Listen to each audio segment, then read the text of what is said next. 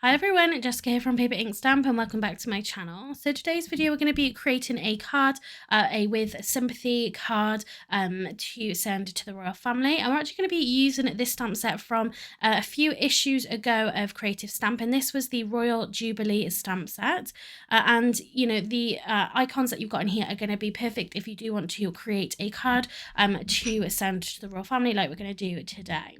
So I've taken this carriage. I didn't use this on the card that I created when this stamp set first came out, so it'd be nice to use it. It's a really great size. And today's card is, we're going to be doing an all white card with a little bit of gold heat embossing, and I really love how this turns out. Should have a go at creating more one coloured cards basically, and I think all white is really nice. And we can focus then on layers, dimension and texture. That's really what I'm going for in this card, because I wanted to create something that had a lot of elegance to it, something really simple and something just a little bit different. So I started off by stamping this carriage onto some white cardstock here, and I'm just using some gold embossing powder to heat emboss. I used my Versamark ink. That's the clear sticky ink, which gives you enough time then to apply your embossing powder. You just knock off the excess, pop it back into the pot. I've literally had this pot of embossing powder for years now, and I'm only sort of just coming, really to think about maybe buying another one. So I'm going to melt this with my heat tool. This is the Wow Dual Heat tool. If you want to avoid any sort of warping, then a couple of tips. Let your heat tool heat up for a minute before you start using it. And also you can use then speed 1 rather than speed 2. I use speed 2 mainly because I want it to go as quick as possible, to be honest. But I've never had any problems with this heat tool. So in terms of layers and textures, like I said, we're going to be using a bunch of different embossing folders. We've got different nesting dies here that we're going to be using. I will leave links in the description box down below to these products. So to begin with, we are going to use the new Filigree square nesting die. We're creating a 6x6 inch card here, so I'm just going to find the right nesting die for this, which fits perfectly. The cardstock I'm using is the coconut white from Creative Expressions. This is their foundation cards range. And it's perfect. It's a slightly different color. It's not kind of that bright white of like the card base, but it is a nice slightly off-white color, and I really love how this card turned out with it just being all white. So I'm going to die cut that first of all. So I did find I had to die cut this a couple of times because I have the Gemini die cutter machine, but I use the Gemini Junior plates. Just in terms of sizing, I have to run it through sort of a couple of times. I did find the best thing to do was to put it through like a diamond. That just gave the best results in terms of how much was die cut, sort of like within the first or second pass. So now we can just poke out all of the little pieces from this design. One thing that I would say, one tip that I'd give you when you do your die cutting is make sure you remove any pieces, any small pieces of cardstock from your plates. This will then prevent any pieces being kind of embossed into your cardstock. So for example, with this, you've got loads and loads of these little pieces in there. If I left them all attached to my cutting plate, and when I go to die cut something, again, all of those pieces are going to be embossed. So I do make sure that I, get rid of all of the little bits and pieces that are stuck to my plate, just so then I get a nice clean die cutting the next time that I use it. So there we have our square. So now I want to add an embossed layer in the center. So I just measured, if I measure it again, so the inside of this design is 5¼ inch. So I've just cut another piece of that same coconut white cardstock down, and I'm going to be using this embossing folder here. This is the Quintessential Quilting. This was from the Paris Romance collection of textures. And this is really great, again, just for adding some simple embossing, a little bit of detail in the background. Again, what I would recommend is to mist your cardstock really lightly. Don't go too heavy with this, and that will help to kind of stretch those fibers a little bit and will prevent any cracking in your cardstock. So if you find that your cardstock cracks when you use an embossing folder, just spray it with a little bit of water. So next, again, we want to add another layer in here. So again, this is all about layers and textures and dimension. So we're going to take the circle filigree nesting dies, and I just picked a size that I thought would work nicely. So this is about 3 3/4 inch. That we're die cutting here. And again, the same thing with this, you've got all these little pieces in here. You can see them just about there stuck to my cutting plate. So I do just go ahead and make sure I knock all of those off again, just so next time, they don't get embossed into whatever I'm die cutting. So again, just going to use my pick tool just to knock all of these pieces out. I absolutely love these nesting dies. I think they're so beautiful. They add such elegant detailing to any of your basic shapes. And especially the circle, you can use this kind of like a doily if you like, because you have that centerpiece. I'm going to die cut a circle, which we're going to emboss again to go into the center. This exactly the same as the square. This is great for just adding that really simple detail just around your circle. It's going to be perfect. If you've got any toppers, if you've got square or circle toppers, these are going to be perfect. So now I need to find a nesting die to fit inside the circle. These are the Hefty Doodle stitched edged circle nesting dies. So I'm just trying to decide, did I want to have a bigger border or a smaller border? I decided to go with the bigger. And I'm going to die cut this first. So I did the same with the square as well. I cut down my cardstock first of all and then popped that into my embossing folder just because I want to make sure that I get all of that embossed detail left in there. I don't want to emboss and then die cut and then have that kind of squished down a little bit. So this embossing folder I'm using, this is the Simply Dots, and this is a Card Making Magic embossing folder. Again, great for just adding some simple details. And again, then I did just spray that cardstock a little bit as well, just so it didn't crack, and you can stretch those fibers a little bit, and it gives you some really great depth of embossing that. So you can see, this is white cardstock, but you can really see a lot of that detail in there.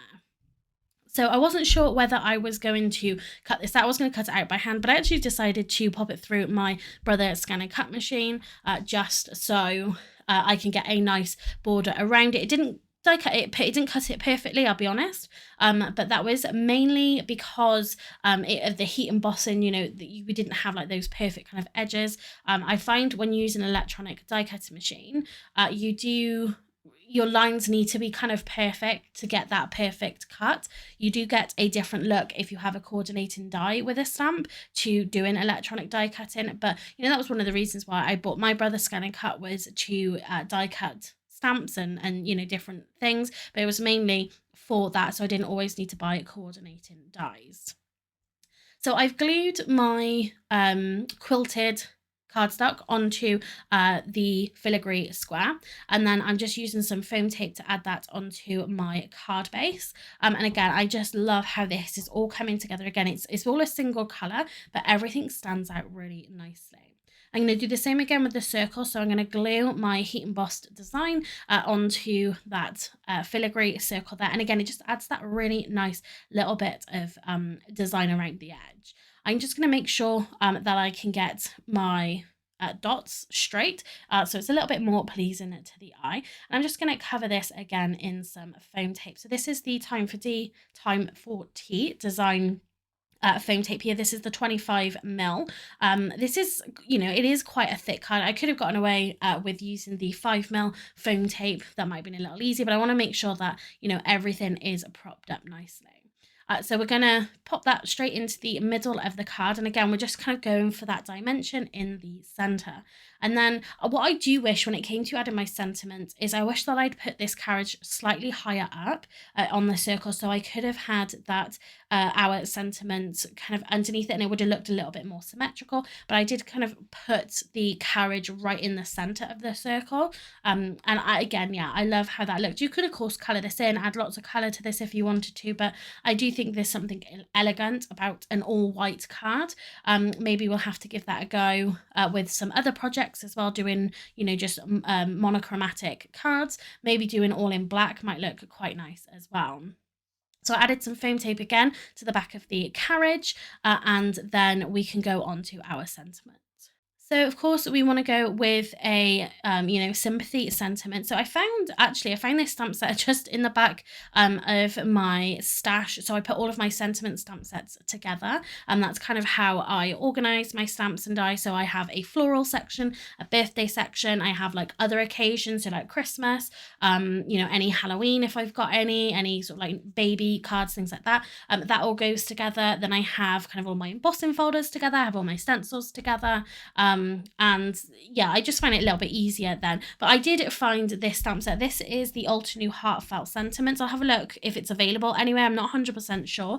But you had some really great sentiments in here. I went with this with Deepest Sympathies. I thought that would be very, very appropriate for this card. It is a thicker font. It's more of a handwritten font, but it is slightly thicker, which is good for heat embossing. But you want to be careful you don't stamp or push the stamp down too hard, because otherwise then you might make those letters go bigger and it can be harder to read, especially if you are kind of heat embossing and things like that. But we're going to do it in that same gold. This is just the Papermania gold embossing powder. I find it a real good embossing powder. Like I said at the start, I've had this for years now, only just come in to think about buying a new one, because you use very little heat, actual embossing powder when you come to heat emboss. So now I have let that just cool for a minute. We can go ahead and then trim this down. We're going to trim it into a strip, because I thought that would just be easiest to do. Again, I was thinking, did I want to cut around it? But I thought, no, I want to do a sentiment strip here.